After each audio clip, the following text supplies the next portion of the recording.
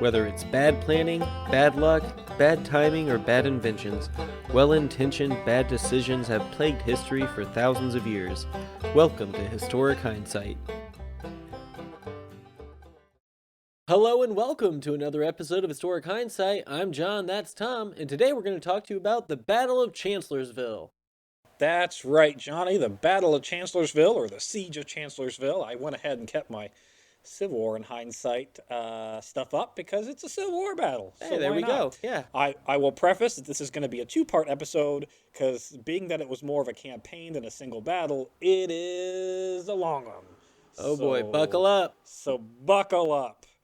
All right, so set the stage. Where are we in the Civil War during this? Is this towards the beginning or? We are in the middle, early middle half. So this is right after the Battle of Fredericksburg, which we've already covered, which was Burnside's blunder there, and then there's some things that happen afterwards, and this is kind of the next big campaign after the Fredericksburg campaign. Okay. It's a series of battles that take place between April 30th to May 6th, 1863. In total, the Union side in the campaign had around 133,868 men that were present and equipped for duty, versus the Confederates 60,298 men. So 40% more or so. Or... Yeah, you got double. It's double. 60,000 to 130. Yeah. Oh, 130. Okay, I just heard 130. Yeah, that's more. 130 to 60. There you go. Double. You're double. And yeah, that's also large. These are not your couple hundred soldier battles. Looking good for the Union. How could this possibly go wrong, right? I mean, it doesn't seem like it could. You got them outnumbered 2-1. Mm-hmm. Easy peasy. This battle will, spoiler alert, it's going to become known as Lee's Perfect Battle. But in reality, I'm going to go ahead and this whole series of these two episodes are going to be more of dispelling that because it's not like Lee was a genius. Lee was garbage. Yeah, well, yes. Worst general ever. His choices, well, no, not worse than Hooker.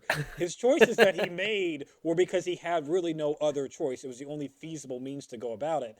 It was more of Hooker being a moron so you're saying that Lee to win. All of these brilliant choices, in quotations, that he made were really just, of course you're going to do that. It was the obvious answer. It was the easy, there was no other option except to do this. He's playing a linear video game, and people are congratulating him for his strategy. Yes, exactly. So we'll get there. So the battle lead up. So the campaign's going to begin in the aftermath of, like I said, Burnside's blunder in Fredericksburg. After the Union loss in Fredericksburg of the winter of 1862, the Union Army would take up a position basically on the north bank of the Rappahannock River around Fredericksburg.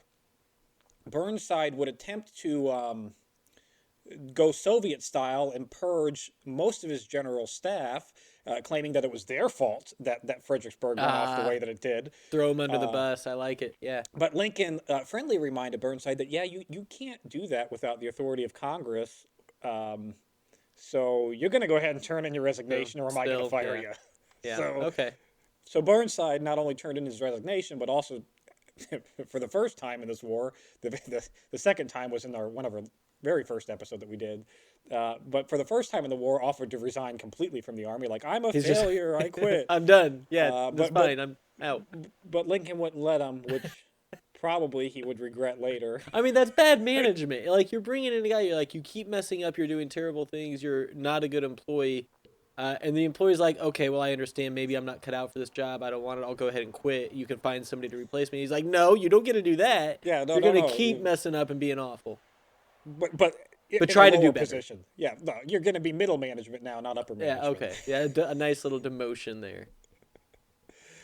So Burnside's going to be replaced by General Joseph Hooker, a.k.a. Fighting Joe Hooker, which that nickname is kind of ironically mistaken because what had actually happened was there was a newspaper article that forgot the hyphen between fighting and then Joseph Hooker. So the article was supposed to be fighting.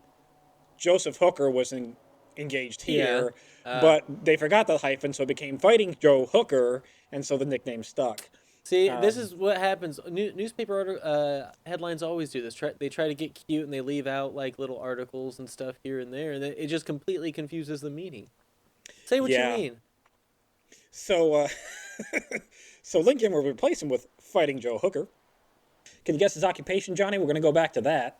All right, I'm gonna go career military honor. Yeah, winner, winner, chicken All dinner, right, Johnny. there we He go. is career military. He would graduate from the U.S. Military Academy 29th in his class out of 50. Wait, So, all right, bottom half. Nice. That's good. so That's about you a know, half, it's yeah. that's fine. Yeah, what are grades, right? What are those things, anyways? We're only judging you on how good of an officer you could potentially be. But in any case, he would be stuck in command. Lincoln would appoint him the general of the Army of the Potomac on January 26, 1863, and Lincoln thought that Hooker would have the courage to take the fight to the Confederates that his previous three generals didn't. And I can't emphasize it enough, previous three generals didn't, because they didn't. Everybody's been timid, everybody's been slow. I mean, even with Burnside, who was supposed to take the attack to Lee, did a great job of crossing the Rappahannock and like getting down there way in front of Lee, but then just kind of sat there and waited for boats before Do you going think? into Fredericksburg. It was Do you think ridiculous. the hesitation is that it's you're fighting your own country at all? Is it any of that, or is it just I like think it's I poor think it's management? more I think it's more poor management. Like they just don't have their own confidence to lead that many troops, because in all these generals' defense, it is a lot harder to lead an offensive campaign than a defensive Sure. campaign, and B, you are engaging armies that are larger than has ever seen U.S. battle before. So So up to, it's up to them this getting point, these are the overwhelmed. largest armies. Yeah, they're overwhelmed. I mean, They're getting to a point in the campaign, and they're like, okay, it's unprecedented. They've never been and to this a is spot where they're commanding that many people to say, okay, keep going, keep pressing, keep yeah. And driving to be into it. fair, you're leading 50,000 or more troops in the battle, and there's no radios, so you either have to Yeah, your communication forget is it. a guy running around with notes for between regiment to regiment, I or some always, guy in the background with flags flying them around, I going, "Yeah, do yeah, this." I always So forget how hard communication would have yeah, been, even in World War One and Two, but let alone like the Civil War where in there's that type like of time. There's nothing. It's all there, right. Write this down on this scroll and tape it to a pigeon and hope it gets there. And that's like your fastest form of communication. Yep. By this time in the war, Lincoln had already known like there's no more point in trying to get a specific geographical location as much as it is just destroying the Confederate army. Like if we destroy the major Confederate army, which is Lee's army in the east, Hmm. then we pretty much win. It doesn't matter whether we take Richmond or not. Go after the army. So that's his Right. command to Hooker: is go after the army, destroy Lee. Yeah. So basically, we don't have to recapture the territories like we're invading a new country. We have to just defeat the army, and then the territories will fold, and Fall they don't back have under anything. because Yeah, yeah, it's they don't have another choice. yes, exactly. So the mission kind of changes a little bit, but not really, because in order to get to Lee, you kind of have to pressure Richmond. But anyways, so Hooker's plan, his first plan, is to take the newly established Military Bureau of Intelligence that he helped create, and supplement that with the Pinkertons that we've talked about in the previous Hmm. video that we've had. So before the Military Bureau of Investigations, they pretty much solely relied on the Pinkertons' completely ethical interrogations of prisoners that I'm sure had no torture involved No. at Oh all no. to Yeah. get information. And Absolutely now, not. now they have a combination of civilian spies, Pinkertons, military scouts that have reported information about Lee's positions and how best to approach. So he uses this information and determines that if he can take his 10,000 cavalry soldiers, take them way upriver, down behind Lee's lines, and start engaging in raiding exercises around Richmond, it would force Lee to abandon his well-fortified positions around Fredericksburg. And then once he's down on the move to the cavalry, Hooker can cross the Rappahannock River and engage Lee in less, better positions that's not defended by Lee. So Okay. Yeah. So kind of get him pulling out of the apart trenches the so you can yeah. hit him where it hurt. Not a bad plan on paper. It It's seems kind of like what it. Yeah. hey, that's what I would go with. If I Weaken was a playing position Total so you War. can Yeah, invade it. Yeah. That makes yeah. sense. But heavy rains leading up to this planned crossing on April 13th prevented this crossing from occurring. So heavy rains made the crossing zone too flooded from the river. They couldn't cross. We're stuck. Plans scrapped. We're Yeah, so they already. were about to have their entire wagon on the Oregon Trail just get washed away down the river because I'm guessing the rains caused the river to rise and it was too fast and they couldn't ford it anymore. Yeah, yeah. Um, Hooker, in a letter to, I believe it was a letter to Lincoln, said that, and I quote, "My plans are perfect, and when I start to carry them out, may God have mercy on Lee, for I shall have none." I So like it. Yeah. Hooker's pretty confident. Like I'm Okay. all, yeah, okay, I can get down with that with Hooker's Living up to confidence. his name. Although after this failed crossing, Lincoln would respond back with, "I greatly fear it's another failure already." So, uh, Throwing shade immediately. Be like, nah, dude, you've so already messed this up. Come on. How are you going to keep losing shit for me? Knock it right. off. So so Hooker has to go back to the drawing board and come up with a new plan, and it is oh so different from his first plan, but not really. So he's still going to send the cavalry south, Okay. down to attack Lee's rear, but at the same time he's also going to attack Fredericksburg, and then he himself is going to go down the Rappahannock west of Fredericksburg and come in from the west. So you've got So the kind of cavalry a, going, yeah, three-prong approach. You got yeah. the cavalry going way south to hopefully distract Lee. You've got Fredericksburg, which is supposed to be a distracting assault, so Lee focuses on Fredericksburg Yeah. while Hooker comes in from the west. Okay. I mean, that, Not again, a little bit different, but different, not a bad plan. but the same. Yeah, we look different, but same. That's it. Same, but different. But still same. Movement would begin on April 27th when Hooker's initial three corps would cross the Rappahannock and begin to concentrate around the hamlet of Chancellorsville, which is a single large brick mansion at the junction of Orange Turnpike and Orange Plank Road. Huh. Is it still standing? Yeah, I think it is still standing. I think, or at least part of it is. Maybe it got bombed out. Yeah. I don't know. We'll find out. We'll Somebody who's nearby. we'll find out next week in part 2 when I bother to If look that it got up. bombed. When I bother to look it up. On April 29th, General Sedgwick of the U.S. Army was able to cross the Rappahannock south of Fredericksburg unopposed, so he's going right into Fredericksburg. All right. Great. It's working. We're doing great. The cavalry was also able to cross on the 29th. So, winner. Looking We're good. across, yeah, like the biggest Confederate defensive position was the river itself. You keep the river between us, Right. it's hard to cross a river, right? Yeah, they got two groups across. We cross our entire army across the river without a problem. We're across. We're good. So Unopposed. two out of the three plans so far have gone according to plan, and they're where they need to be for the battle to start taking place, or for everything to start coming to a head. When's the attack plan? Yeah. So Hooker himself would arrive at the mansion on the 30th of April, and he would establish the mansion as his headquarters. I love this whole military, like, we fought the Revolutionary War so the British wouldn't, like, Yeah. take over our property, and here we are, like, dirty rebels, you're a traitor, we're taking over your property. Well, Which- I mean, but Yes, by all no, means. what happened was they tried to take our property, and we're like, no, it's ours. We're gonna keep using it. Nice mansion, by the way. I'm gonna set up headquarters right here. Right? Why not? Hooker was pleased at the crossings that went largely unopposed, and Lee, at this point in time on the 30th, was largely in the dark about Union's intention. He did not realize that the troops had crossed, west of his position. He hadn't realized that they had crossed yet because Jeb Stuart's cavalry was actually cut off by the Union cav. So communication, basically Lee's entire battle strategy, eyes, was his cavalry, which is at this point in time the normal thing to do. Your eyes are the fast moving. Yeah, that's how you move around quickly. You send scouts out and whatnot. And- So his scouts basically got intercepted. They didn't get engaged, but they got cut off, so they couldn't easily get back to Lee and Okay, report. gotcha. So largely, like on the 30th, he's kind of in the dark up until the 9th or the 30th. At this point in time, by May 1st, Hooker actually had 70,000 men in and around Chancellorsville, in addition to the 40,000 men that were around Fredericksburg. It's going well. I don't know how this plan goes south at this point. What? You got Lee, who has really no path to retreat. So the way the Rappahannock goes, like, you can't go north because the Rappahannock's there. Yeah, You've got Rappahannock. It yeah. wraps around. That's where it got its name, right? Sure. So you've got Fredericksburg that has Union troops in it. And, granted, the Confederate positions are still heavily defended at Mayor's Heights and Pleasant Hill, which is the two major engagements of the last Fredericksburg battle. And they've held that position for logical reasons. I mean, it worked the last time. Yeah. Yeah, might as well keep it.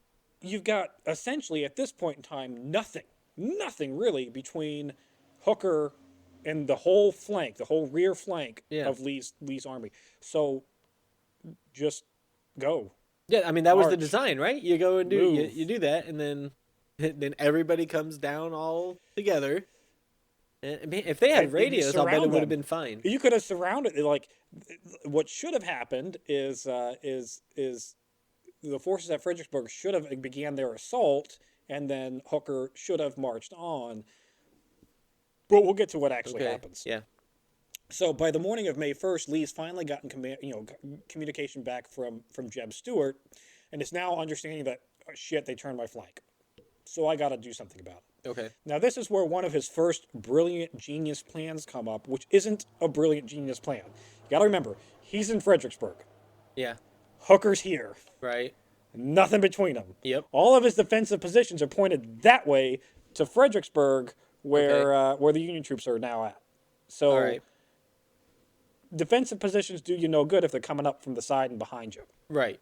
Yeah, your guns are pointed the wrong direction. So The walls he's got are on the wrong side. yeah. So he makes his first genius decision, aka the only decision he has, and take a chunk of his troops. In this particular case, he takes 4/5 of his army and moves them west. Okay. So that To way he fill can in that gap, engage. yeah. So he can engage Hooker west, leaving 1/5 of his army at Fredericksburg.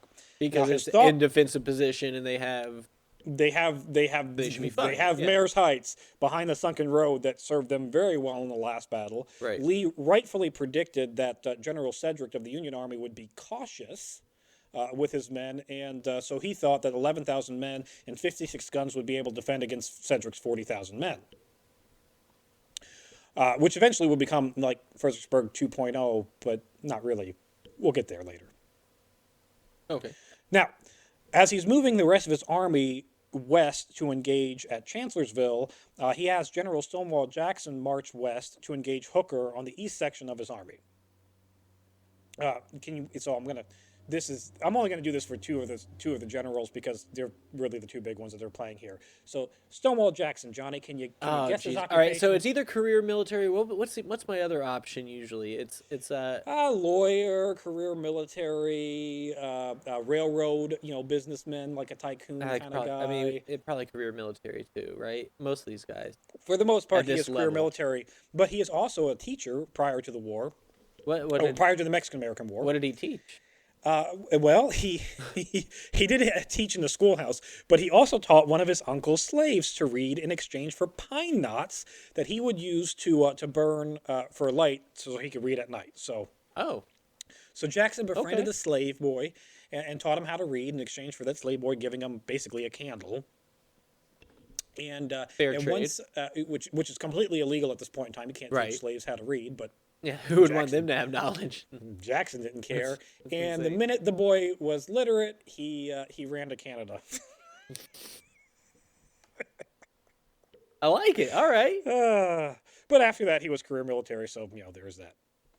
Now, Sedgwick would predictably wait with his advance, trying to see what Lee's intentions were, and while Hooker's going to crap in the bed and just roll all over it from May 1st through the rest of this battle. he It just- starts at the beginning. There is not a single move that he makes that is worth a damn. So again, right now, to paint the picture, at the start of May 1st, Lee is over here. Stonewall Jackson is starting to move out, and basically you have Lee surrounded on two sides. So just press your advantage.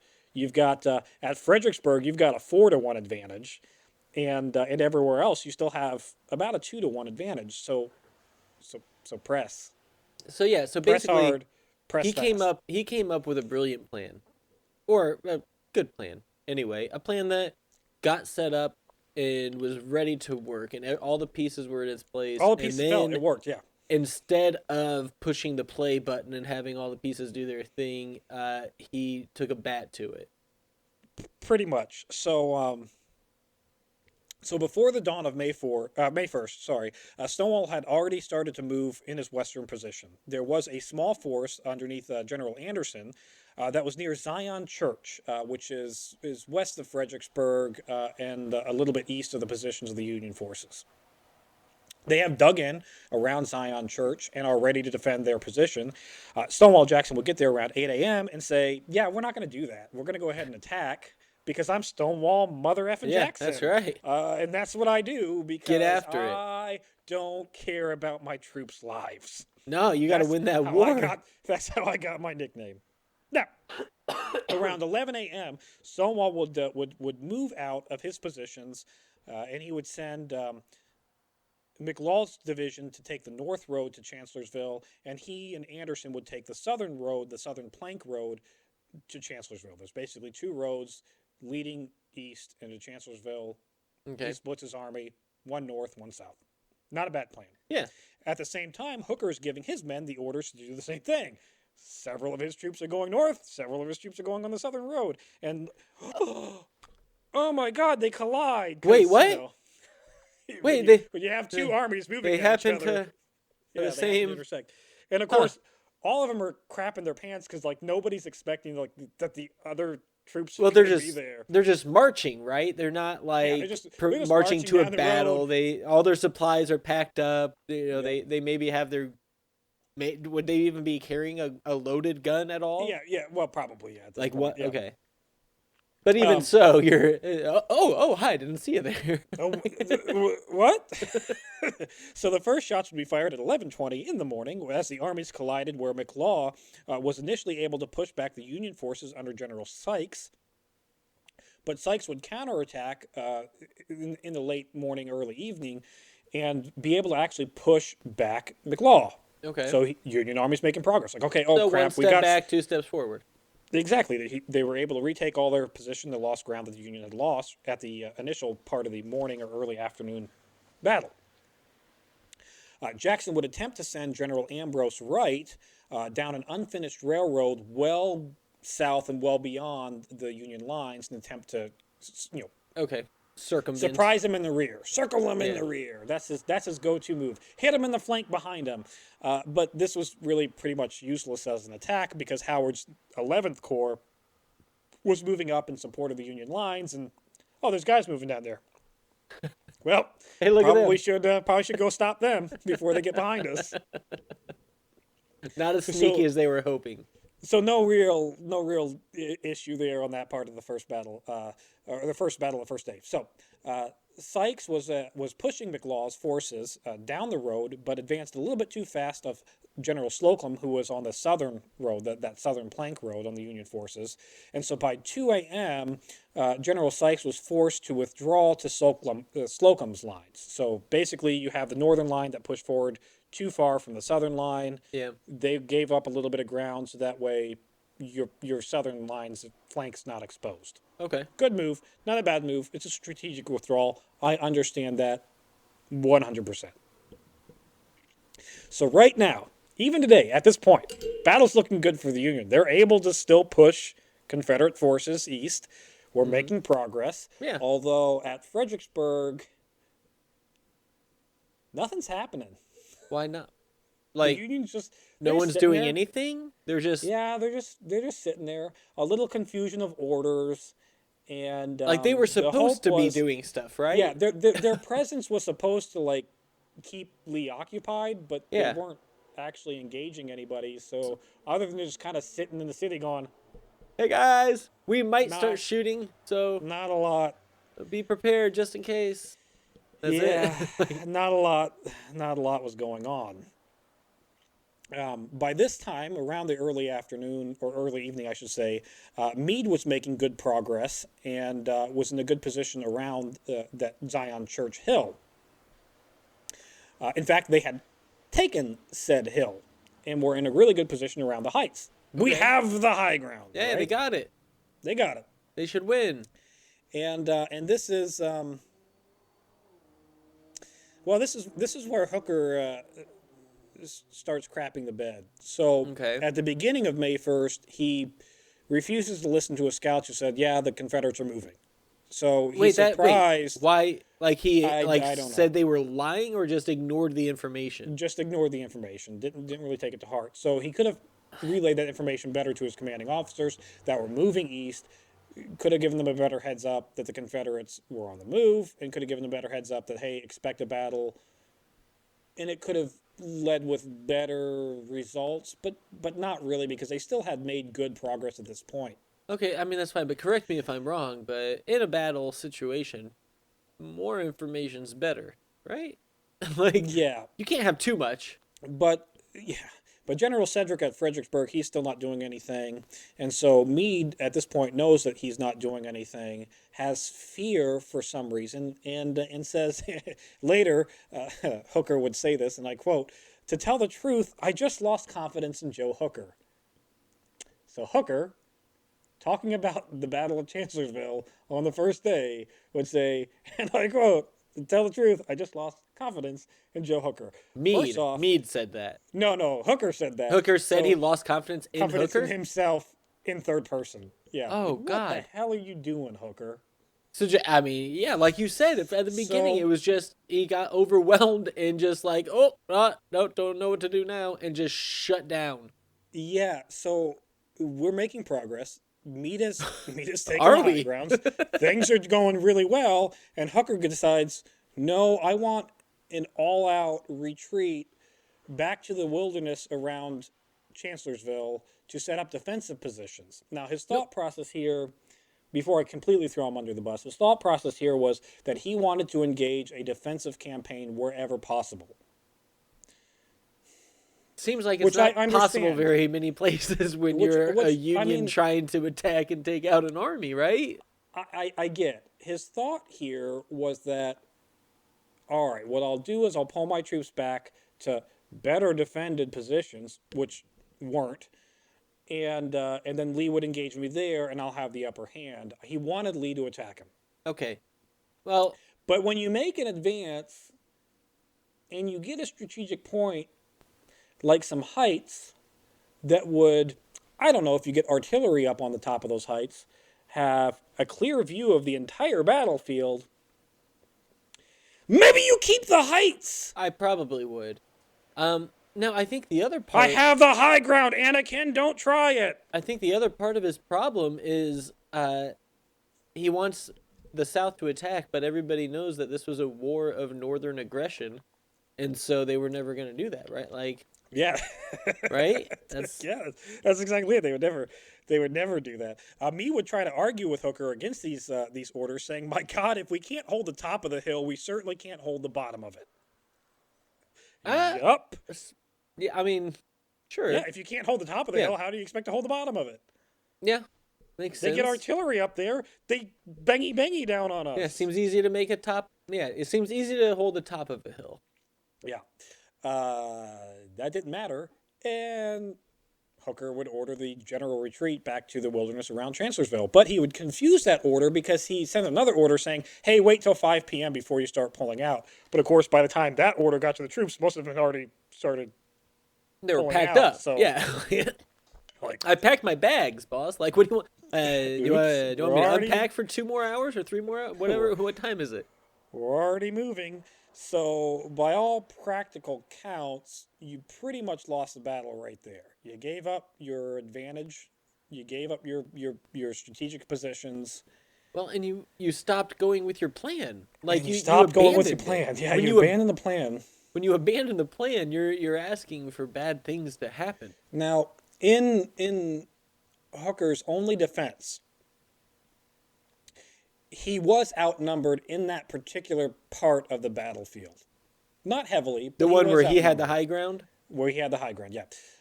But still, Hey, so I'm outnumbered, so I'm going to give up the better defended position for a weaker defended position. I mean, correct me if I'm wrong, but isn't the reason the South, like, weren't they able to defend with smaller numbers because they're in a defensive Defending? position? It's easier, and you have the high ground, and they can keep trying to scamper up that hill, and you'll keep sending cannons of shrapnel at them.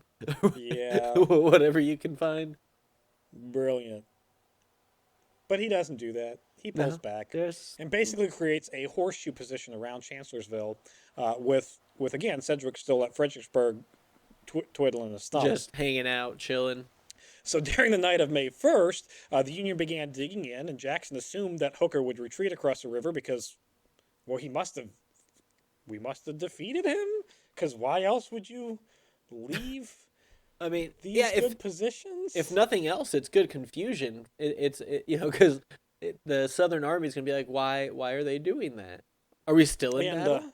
And of course, Lee said to Hooker, or said not to Hooker, said to Stonewall Jackson, like, look, they're not just going to leave. We didn't win that easily. Right. And so if the men are still there tomorrow, the Union forces are still there tomorrow, we're going to have to engage them tomorrow. It's a trap. And cause an attack. That's a trap. Which is, to be fair to Hooker, it is playing into his thought, I guess. Lee is going to attack if you're still there, so I guess. Okay. But the problem is Hooker left his right flank up in the air really, really exposed. So his left flank was heavily protected. Again, you've got the river, you've got some natural defenses, you've got heavy reinforcements. You're protected on the left. Your right flank is pretty much the core of misfits that you don't like, that have low morale, that you are only going to use up for mop-up operations and not actual direct engagement. So okay, so they took all the maybe do something to fix your right flank. So you're saying not only does it not have the natural protections, but it's also bottom of the barrel as far as your companies go or whatever. Yep. So over the night, obviously, Hooker realized that Cedric's deception didn't work because obviously you're facing the bulk of Lee's army here and not at Fredericksburg, which, again, a smart person would have gone, all right, if the bulk of the army's here, then what's at Fredericksburg? Maybe the bulk of the army. maybe we take Fredericksburg instead. Yeah. And pressure Lee's rear. Which is what they like to do, and they didn't do it given this opportunity. Yeah, that's like leadership 101, but they didn't do it. Well, to be fair, instead, he was 26 out of 50, right? He was 26 out of 50. So instead, what he does is he orders General Reynolds, who's under Cedric's command over at Fredericksburg, he orders him to reinforce his left flank.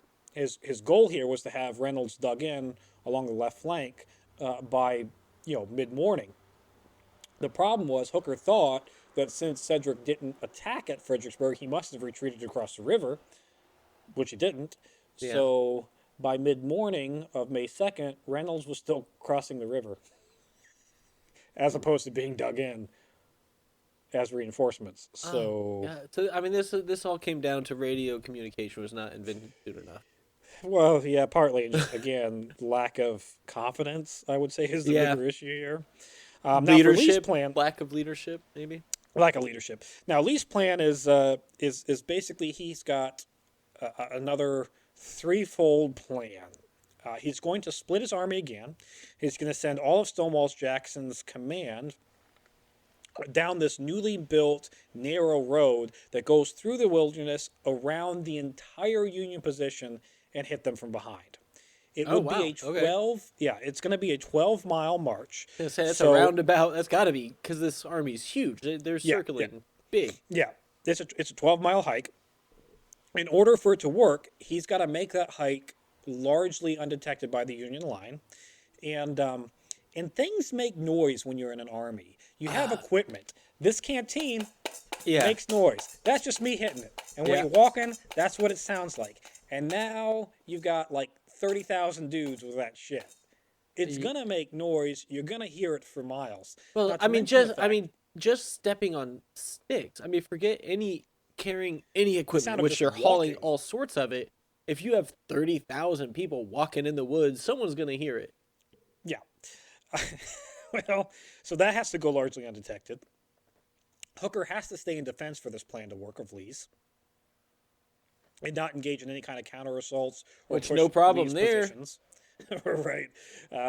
And Lee has to be able to keep Cedric's forces at Fredericksburg contained which, well, that doesn't seem like that's going to be a problem because, well, they're kind of just sitting there, not doing They're much. hanging out. They're chilling.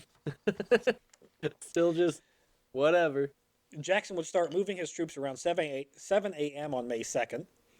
The Union observation balloon, the Eagle, seemingly didn't see them moving, even though the Confederate soldiers were like, crap, that's a balloon. Hope they don't see us. So they were just probably staring off in the distance, admiring the horizon and the sunset. Sleeping, God knows what they were. What they were doing? Is that curvature on the Earth? But no, it's flat. What's all that dusty cloud moving down? Don't worry about that. Probably just some deer. No, yeah, don't worry about it. No. Yeah, it's a couple 100,000 deer. But the Third Corps of the Union Army did see the movement and began an artillery engagement on Jackson's forces, although it was pretty much useless because of the dense forest that is around Chancellorsville. So basically, before the war, there was almost a clear cut of the forest, and then they let it regrow. And when you have a second growth forest, it's a lot of brush, it's a lot of dense foliage. Yeah.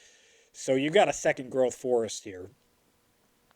So why was the artillery not good? Well, because I mean, it's hard to see where you're shooting at. So you're just inaccuracy. Just the dense amount of the forest kind of deflects some of the shrapnel. Stuff. Sure. Okay. Yeah. So it wasn't super effective, but General Sickles of the Union Army. I'll bet it scared the shit out of him, though. Yeah, probably made the pants.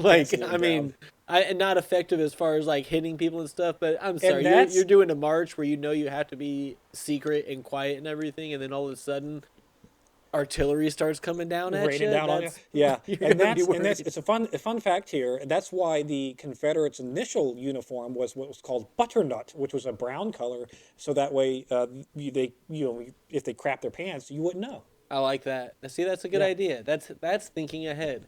That's a fun little fact for you at home. General Sickles of the Union Army would warn Hooker of the movement, and this is another one of Hooker's brilliant thoughts here. He gets warning from one of his generals that says, "Hey, look, your flank's about to be turned." They're coming. And Hooker says, "Nah, they're just retreating." Towards you? And behind you? Yeah, they're gonna keep running away. They're gonna get behind us and then just keep going away from us. Oh, man. I mean, it sounds like he had like a mental breakdown and just shut down the whole system. Yeah. It sounds like it. Now he would issue two orders. The first order would be to General Sedgwick that says, "Hey, if at all," this is again one of those mistakes of language. If at all possible, engage at Fredericksburg. Take the Confederate positions at Mayor's Heights and Pleasant Hill. If at all possible. Sedgwick looks at it and goes, not possible? No. I mean, like we tried that before. Yeah. With Burnside. So it's not falling into his realm of... They cut us to shit. We don't want to do that again. No, so he didn't do that again. Yeah. Yeah, no thank you. We're not going to do that again. So because of Hooker being just a timid little general, instead of saying, do this, he said, if at all possible, which gave him the do out. it. Yeah, you gave him the because he's that's not possible. Do it. Take it. But he didn't. He would also order General Sickles, who's on that, with Hooker down on the west. It's hard to do this visual, without the maps, which, of course, you at home with YouTube are going to be able to have, but the radio listeners aren't. No. If you're listening on Spotify, check out the YouTube channel if you need maps. But Sickles is on the right, he's on the right flank of Hooker's army. Sickles does engage with confidence Jackson as he's moving, but he engages him with his sharpshooters, the Burnside sharpshooters. Not Burnside, Burnside. Berdan? It's Berdan, sorry, not Burnside. Berdan. Burnside's the other jackass. Yeah. Berdan sharpshooters. So these are the guys in the awesome green uniforms with some pretty badass Sharps rifles. Nice. But the order kind of comes a little bit too late, and so they're only really able to harass the rear of Jackson's army, which doesn't do a whole lot to stop his advance. Yeah, everybody else already got past. Prevent him from getting up and behind the Union positions. Now, I have to talk a little bit about General Howard of the Union 11th Corps. Now, the 11th Corps is the Corps of Misfits. So this is the right flank? This is the right flank. Okay. Hooker did warn General Howard of the impending doom, so to speak. They said, yeah, you might want to prepare for a surprise attack because we lost Jackson. He's in the woods somewhere, and we don't He really gone. know where he's at. Bye. And I don't think he's retreating. So maybe make some preparations for a surprise attack. Yeah. Yeah, it might be coming your way. General House said, no, I'm not going to do that. I don't wanna. Just I let's don't say, wanna. nah. I don't know. I was told I was supposed to be a reserve. I'm not going to do shit. Sir, So, sir, you're misunderstanding the definition of reserve. We're calling you up now. We're gonna need you. Nah, No, I was in it for the free supplies. So Johnny, at 5 p.m., you're never gonna guess what happened. Oh gosh. I'm gonna. Can I guess? Yes, you can guess. Yeah, Okay, I'm gonna guess. I'm gonna guess that the North just won the battle. Nobody got attacked, and the South retreated. Yeah, or Jackson cut the shit out of the 11th Corps because, well, General Howard made no preparations, and at 5 p.m., Stonewall Jackson was in position and did a full-out assault. Oh on wait, the 11th Corps. so he was attacked. He wasn't retreating. That was No, Oh. he was definitely shoot. attacking. Now there is a bright side of this initial engagement of the 11th Corps, and I want to point out a General Dillinger, not John Dillinger for you at home, but he stood his ground for 20 minutes with a single artillery piece, firing double canister into the Confederates' approach, and was able to hold the position for 20 minutes until it was like, they're right there. I have to limber this gun and move. So he did put up as much of a valiant defense as you possibly can give. Did he get but a it medal didn't- for bravery or anything? Because I don't know. I don't know. feel like he It's should statement, have. Yeah, probably. We'll say he did. I don't know if he did or not. But we'll award it to him. The Historic Hindsight Medal of Bravery has been awarded to John Dillinger. to John Dillinger for operating a Union gun with double canister into the Confederates. Which at home, if you don't remember what a double canister it is a coffee mug like this, filled with lots of musket balls, and then you put 2 of those in your gun and fire it at one time and turn your gun into a huge-ass shotgun. And it's fun. very effective.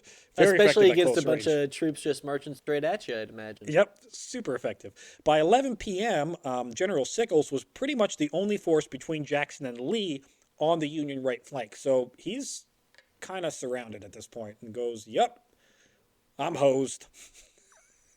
Yeah. Can he raise a white flag or something, or is he just gotta? Well, he's trying his best. Sickles tries his best. He's not a bad Union general. At 11 p.m., Sickles was able to repulse one of Jackson's patrols via Sickles' artillery, which, in truth, this was really just a scouting patrol that an artillery unit shot at and got them to retreat. And they're like, so Yay! they're like, we did it! We won the battle! But in reality, It was like 12 dudes on horses. It was like 12 dudes on horses that you repulsed. So congratulations, you helped nothing in the battle, whatsoever. Turns out we found out exactly where they are. They're shooting from right there. But this would later blow up into some like large, grandiose, heroic stand that would be put in the papers. But hey, winners write the history books, right? Right. I mean, they didn't win this one, but they didn't win this one. Shortly after that, Sickles would order an attack north of his position from Hazel Grove towards Plank Road, in hope that he could break out from his kind of, I'm in a predicament where I've got enemies on both sides of me. Yeah, want to get them not on both sides. It's very dark at 11 p.m. and midnight, anyways. And then before electricity was invented, it's really dark. Now, it is dark, and it's hard for you to determine in blue whether you're in blue or gray, or what forces are coming or what forces are going. So he immediately comes under fire by Union guns, Union artillery pieces, and decides, we can't actually move at night. This is stupid. Yeah. So he calls off his assault and brings his troops back to their original position. So, around the same time, Jackson was wanting to push through the night to ensure that Union forces don't reorganize, because they are still heavily outnumbered by the Union position. So if they don't continue to press the advantage and they allow the Union to regroup, they're still hosed. They realize, they're still outnumbered. And as well as this attack was on the Union, on the 11th Corps, they really only suffered about 1,200 casualties. So they were still I a mean, fighting force. Yeah. Because that was remember, able, 130,000 total. yeah, that was still able to be regrouped. So yeah, you had a victory, but it wasn't anything decisive. And Stonewall knows that and wants to press through the night. So he's trying to determine the feasibility of a night assault. So he decides to go on with his staff to do some midnight scouting, so to speak. And he goes beyond the Confederate lines over to where the Union lines are, and his staff officer's like, "Yeah, we're outside of our position. Maybe we should go back. Yeah. Like, we're kind of exposed out here." Jackson would say, and I quote, "The danger is all over. The enemy is routed. Go back and tell A.P. Hill to press right on." So his response to this is he's seeing the lines going, they've routed. We're good. Let's press through tonight. Yeah. As he's returning with his staff to his own lines, he was misidentified as Union cavalry by the 18th North Carolina Infantry, who promptly shot them. There's that whole midnight thing, and blue and gray look really similar these are dark colors, and at night. Yeah. Hey, they're coming from Union lines. They must be Union soldiers, right? Shoot. Maybe tell somebody that you're leaving your position before you leave your position and come back. He is shot 3 times. None of the 3 wounds are outright mortal, but it does cause him to have to go back to the med aid camp. It does cause him to lose an arm.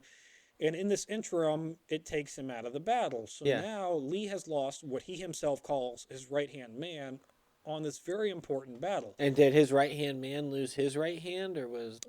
you know what? I think it was. I think it was his right hand. So we're losing right hands all over the place. Yeah, we're losing right hands all over the place. And can I remind everybody that during the Civil War, it doesn't matter what injury you had, it was potentially lethal. Like you said, they were not directly lethal, or what? They're not mortal wounds or anything like that. But like a scratch during that time could be lethal. So you'll find out next week what happens to old Stoney. Probably sepsis or something. Who knows? You're not that far off. But in any case, at the end of May 2nd, the morning of May 3rd, he's out of commission. Yeah, he's been shot by his own men in the little makeshift hospital bed, whatever. Before I end on this cliffhanger of what's going to happen, Stonewall Jackson, the newsreel, Stonewall Jackson's been shot by his own man. Union forces en route. Who's going to win the battle? Stay tuned. Will he live? Will he live? What will become of his right arm? I'm going to speculate here, and I'm going to speculate on my own personal belief based on nothing historical. This is not a historical fact. This is not a historical-based precedent. I have no historical precedent for it. But I'm going to go ahead and go out on a limb here. Stonewall Jackson, while loved by his own troops, also got that nickname at the First Battle of Bull Run when he refused to give up the high grounds after taking well over 50% casualties. He also did the same thing in the Mexican-American War, where he just stood his ground and refused to surrender or retreat. Just let people die. A shit ton of casualties and let people die. He was in a position and a habit of letting his soldiers die at any cost as long as he won the battle or the war. So it sounds like he's loved by his troops the same way Bill Belichick's loved by his players. Yeah, so it's within all reason to believe that maybe some of these troops weren't a big fan of him. And maybe some of those troops of the 18th Illinois were like, I don't want to go on a stupid blind midnight attack. Oh, it must be a Union guy. Bang, bang, bang. Oops. All right, so you're just accusing all of these all of this regiment or whatever as you're accusing them of being murderers. No, not well. Yes. He hasn't died yet, Johnny, though, so it's not. Oh, okay, attempted murder. It's but like murder. If you're shooting at somebody, you could you're trying to murder them. I mean, yeah. Especially in the dark, they're not taking aim and being like, "Oh, I'm gonna shoot him in the shoulder and just make him lose an arm." Like, those guns weren't that accurate anyway. Well, they were, but that's. Wait, they were? Yeah, these guns were super accurate, Johnny. Yeah, if you're Yeah. good and trained with them. Well, yeah, these average soldier who's like, Not accurate for ah, me, Tommy. yeah, not accurate for you. I washed my clothes with the lever down by the creek. Yeah, those guys probably aren't the most accurate. But in any case, that's where we're gonna pause for this week. All right, that's it for this week in Historic Hindsight. Thanks for listening. Be sure to subscribe, rate, and review, and join us next week where we talk about the Battle of Chancellorsville again.